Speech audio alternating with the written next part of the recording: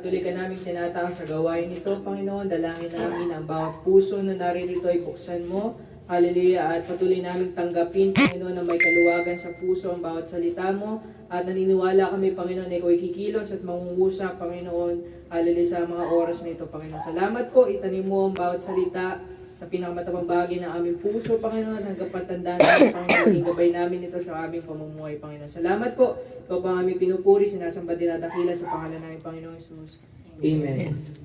So sabi ni Pastor Marvin kanina, ang topic natin ngayon or pinaka-team natin is about unity. Amen?